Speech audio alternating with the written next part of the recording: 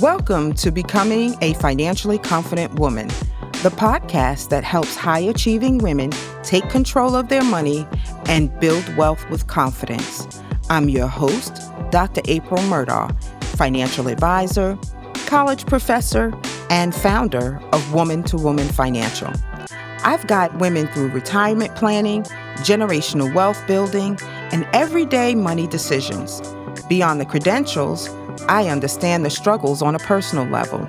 I've experienced widowhood, divorce, homelessness, and the challenges of being a single parent. Those experiences shaped my mission to help women like you gain the clarity, confidence, and strategies you need to take control of your financial future. This podcast is where professional expertise meets real-life experience, so you can move forward without fear or overwhelm. Let's dive in.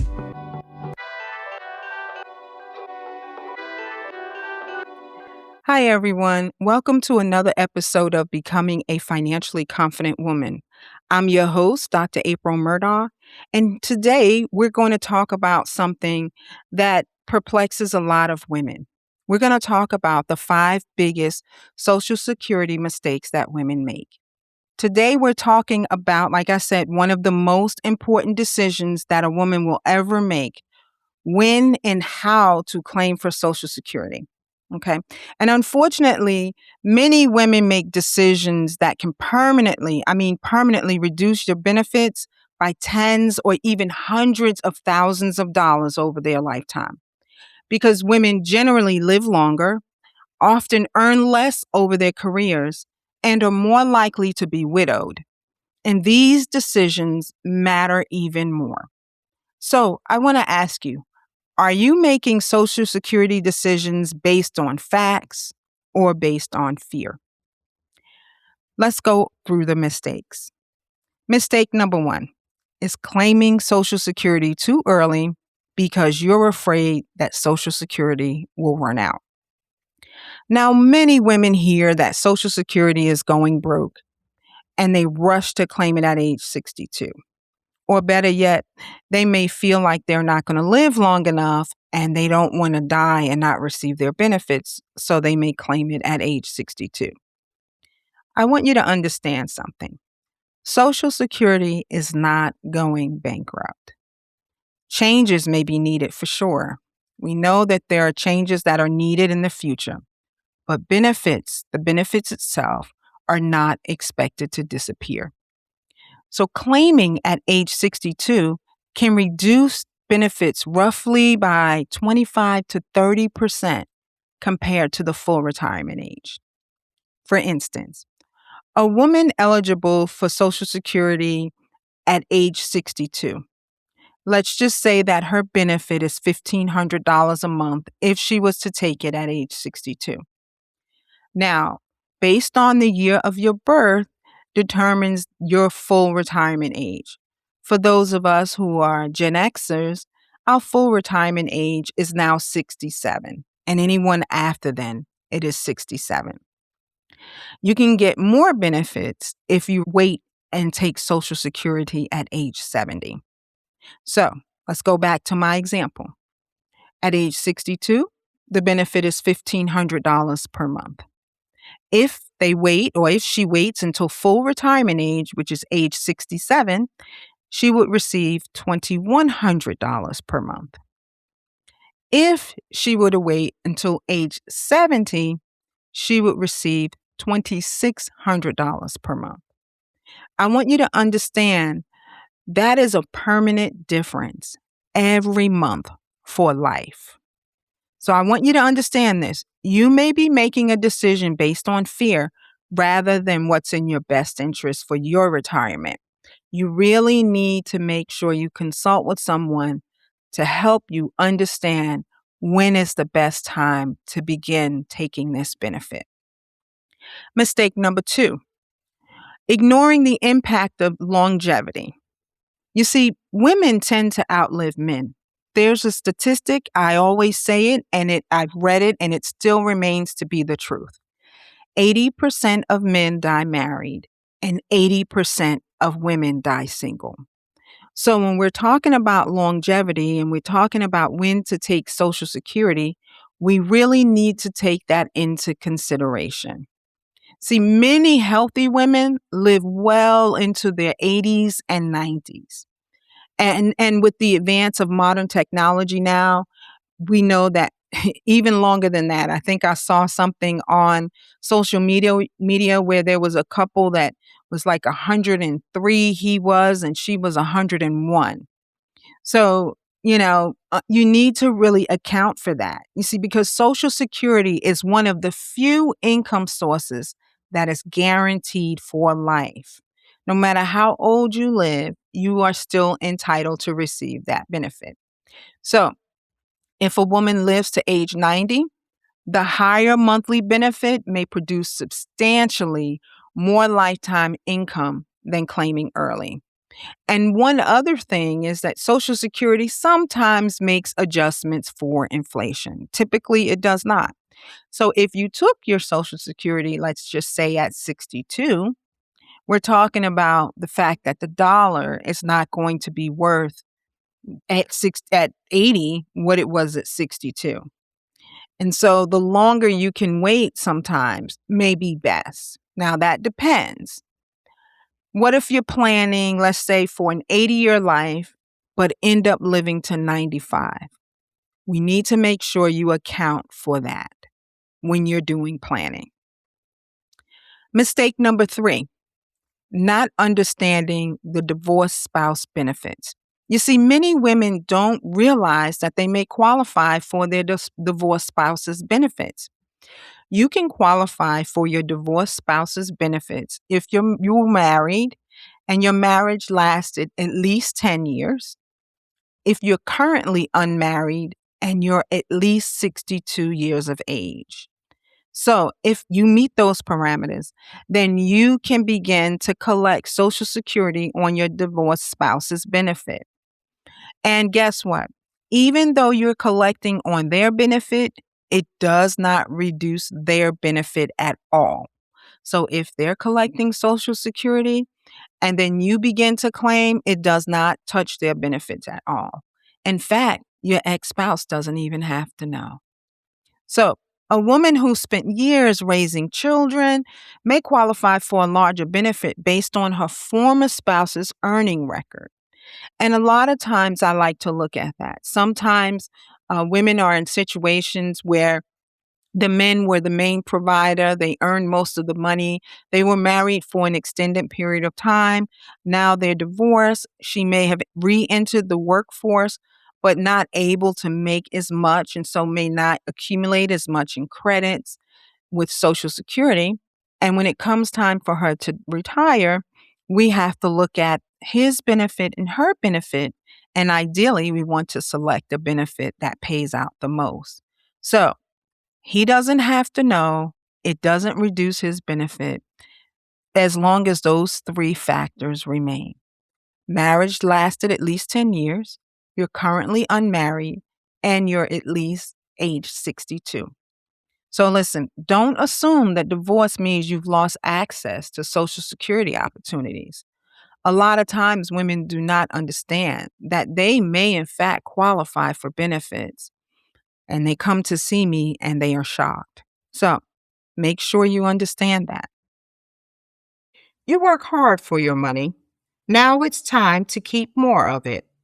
Join my 4-week wealth intensive and learn the exact money retention strategies I teach my clients to build wealth with confidence. Starting June 23rd, registration is just $4.97. Secure your spot today. The 4th mistake that I see is overlooking survivor's benefits. This is one of the most expensive mistakes that married women make. See, when one spouse dies, one check goes away. We know that. And the surviving spouse generally keeps the larger benefit. So, what happens is once the spouse dies, you, as the surviving spouse, can receive, in some cases, in a lot of cases, your former spouse or your deceased spouse's Social Security benefits. You see, the higher earning delaying benefits may significantly increase the survivor benefits. So let me give you an example. A husband claims at 62 and receives $2,000 a month. Had he waited until 70, he may have received over $3,000 a month. That's a lifetime reduction for the surviving spouse. So, if you are married and let's say your spouse is sickly, or if you can hold off and take the benefits at age 70 or as late as you can, if something would have happened to them, your benefit would be the same. It would not be reduced at the early retirement age or at the age that they took it if they took it at before age 70. So I want you to understand this. Social Security isn't just about you. It's also about protecting the person who may survive you. So when you and your spouse are making these decisions, it has to be a joint decision. You need to talk about these things. How will taking the benefits not just impact you as the person receiving it, but how will it impact your surviving spouse when and if something should happen to you? That is very important. And that is something that people do not consider, especially women. The fifth mistake that I tend to see is that women look at Social Security by itself instead of part of a retirement income plan. Now, I know there's so much talk about the fact that Social Security is not going to be around. We shouldn't even consider it. We're not going to even look at it. And I know people say that, but I will tell you 9 out of 10 people that come to see me consider Social Security as a part of their retirement income. They want their money essentially. And so one of the things you need to understand is how does Social Security play into your full retirement plan? Questions that you need to ask are things like, should you withdraw from your IRA first? Should you delay Social Security? Wait till 70, wait till 67? How will taxes affect your retirement income? Believe it or not, if you make a certain amount while you're collecting Social Security retirement, up to 85% of your benefits can be taxed. So we need to look at taking Social Security as part of your whole retirement picture, just not an isolated check. The other thing is, should Roth conversions be considered before claiming? Roth conversions are a big conversation now. Everybody's talking about converting their 401k or their IRAs to Roths. And yes, it is a good thing to do. There's strategy behind it. You really should work with a professional and a CPA to do that. But Roth conversions should be considered before you start claiming benefits. Because what happens with a Roth is anything you take out of the Roth, as long as it's been in existence for 5 years and you're 59 and a half or older, when you start to withdraw money out of that Roth, your benefits or your money will not be taxed at all.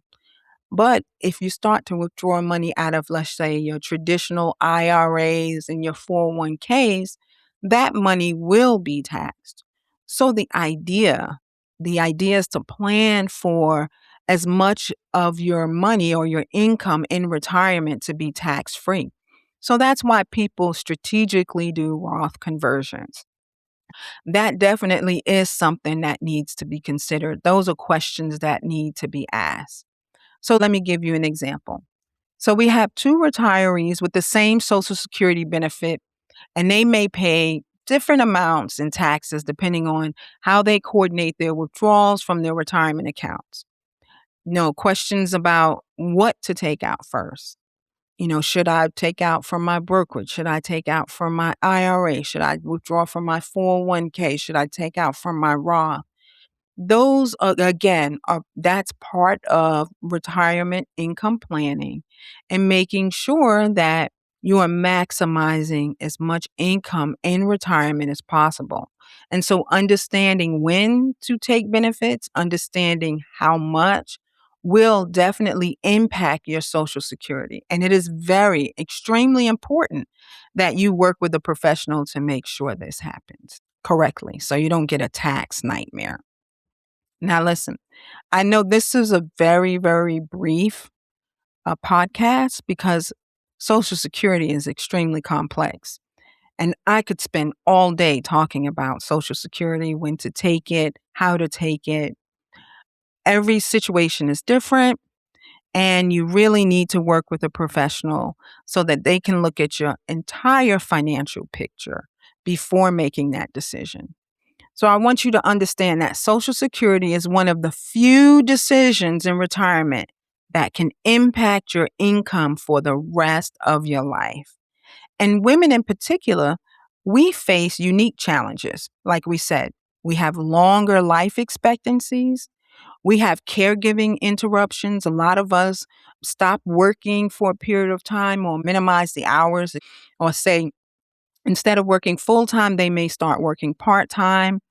They may go through divorce. 50% of marriages these days end in divorce. We're talking about women experiencing widowhood, women experiencing the wage disparities. We all know that women do not make as much as men. And so the good news in all of that, even with all those challenges that are facing us women, the good news is that understanding your options can really help you make more informed decisions. So you really need to understand your options. So my question to you to wrap this up is, if you were retired tomorrow, would you know the best age to claim your Social Security benefits? And if you're approaching retirement and you want help coordinating Social Security, taxes, investments, retirement income, schedule a complimentary consultation with me. I would love to talk with you to help you make the decision that's going to be best for you and your family.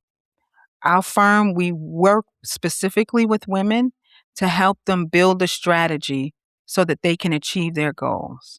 So if this is perplexing to you, please give us a call and we'll schedule a time to talk with you and help you devise a plan that makes sense for your situation. For now, thank you for listening. Talk to you soon. Bye. Thanks for listening to Becoming a Financially Confident Woman. I know from experience that confidence with money can change everything. Be sure to subscribe, share this podcast with another woman who needs encouragement, and visit Woman to Woman Financial to schedule your confidential financial conversation. Remember, you are becoming a financially confident woman.